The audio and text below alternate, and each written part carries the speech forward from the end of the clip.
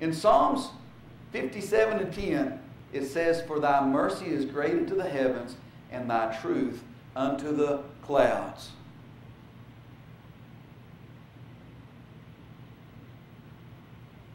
Now let me ask you tonight, is God's truth only good from soul of the earth to the clouds, and once you go beyond the clouds and circle the moon with a spacecraft, the truth isn't valid out there? I've said it before, I've got a brother-in-law that swears up and down that you're supposed to take the Bible literal. But it's full of biblical imagery. And these clouds that David's writing about simply meant, is talking about his judgment. In Psalm 68 and 34 it says, "Ascribe ye strength unto God, his excellency over Israel, and his strength is in the clouds." Now if we take these scriptures literal, we have lots of cloudless days in the Texas Panhandle. Not this year, but normally. This is a dry part of the country, and that's the reason why Lake Meredith is this deep, is because it's a dry part of the country. Actually, it's 48 foot, I think, but that's still about like this deep. It looks like a mud hole out there. And so, if we don't have a day with clouds, God hasn't got no strength? Nuh-uh. This is simply biblical imagery. And as David talks about the clouds, he's not talking about the physical clouds that you see rolling in. Maybe tonight there'll be some roll in and deliver some more rain. He's not talking about these kind of clouds. But when he talks about the clouds, he's talking about the judgment of God, His laws, His rules and regulations. Psalms 104 verse 3, "Who layeth the beams of his chambers in the waters, who maketh the clouds his chariot, who walketh upon the wings of the wind." This is all biblical imagery.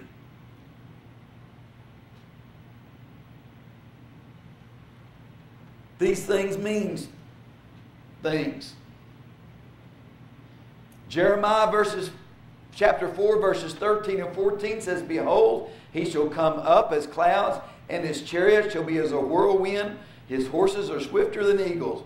Woe unto us, for we are spoiled. O Jerusalem, wash thine heart from wickedness, that thou mayest be saved. How long shall thine vain thoughts lodge within thee?" As we go back and look at the Old Testament prophets, we'll find that the Old Testament prophets use this kind of a language of the clouds and the chariots as the wind, the whirlwind.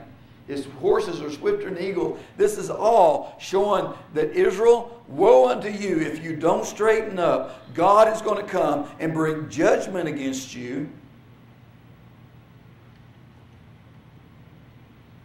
This type of language is not new in the New Testament alone. But to understand this type of language, we have to go back into the Old Testament. And when we go back into the Old Testament and begin to look at this type of language, it doesn't bring the same picture that oftentimes has been painted for us today in today's day and time. Because we want to think that the New Testament was written strictly to us and us alone. But this type of language has been used throughout the Old Testament. And if we'll go back and read our Old Testament and look at when judgment was brought against Israel in the Old Testament, we will find this very same kind of language of clouds, wind. This same type of language is used in the Old Testament just like it's used in the New Testament. Now there's a thing called being hermeneutically correct,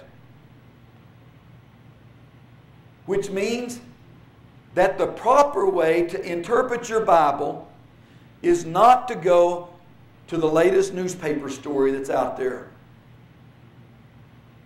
I know that might be a lot more exciting.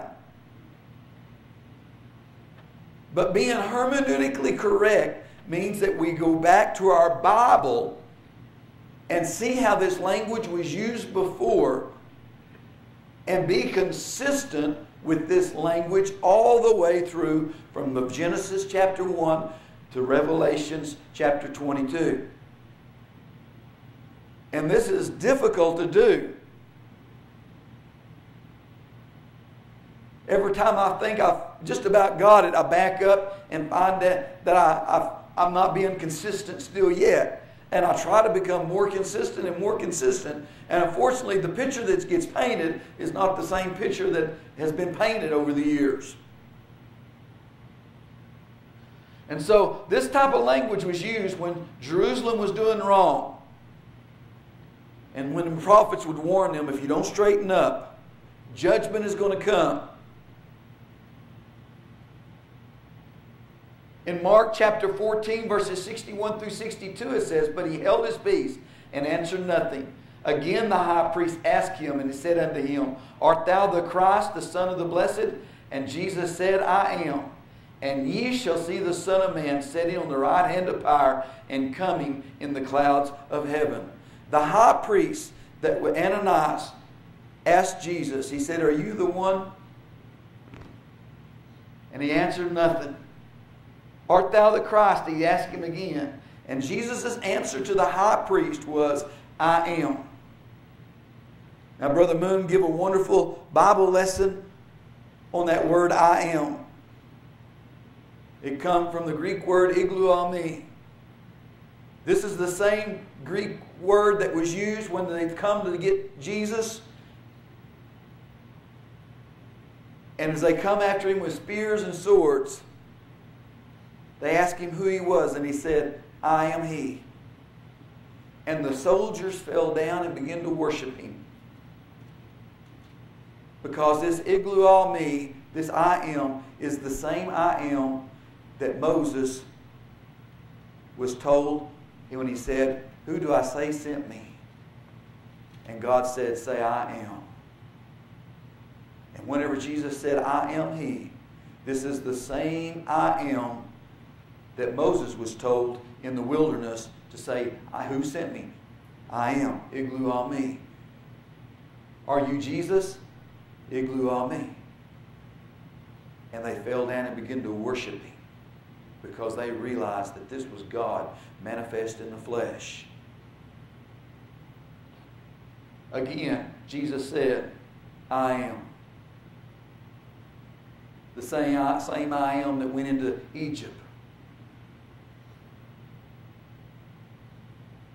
And then he told the high priest that that's what that word "ye" means. High priest, you are going to see the Son of Man sitting on the right hand of power. Now we that have grown up in oneness churches have no trouble understanding that that doesn't mean that there's a little God sitting on the right hand of a big God. The right hand simply means power. Now again, to be hermeneutically correct, if right hand is biblical imagery of power, we have to be consistent. The coming in the clouds is also biblical imagery. Not physically going to happen, but it's imagery, just like sitting on the right hand. And let me remind you that the high priest, and ye shall see, Jesus told the high priest that he would see that. Is the high priest alive today? No, he's not. This coming in the clouds of heaven and sitting on the right hand of power had to have been something different than a future coming of Christ. What he was being told was he was going to see the judgment of God come against Jerusalem. This coming in the clouds was the same thing Jeremiah told the children of Israel, that if you don't straighten up, God's going to come in the clouds. His horses be like the whirlwind when he brings judgment against you. And this is the same type of language that was used every time they were carried off into captivity. This is the same type of language that was used. Go back and read your Old Testament.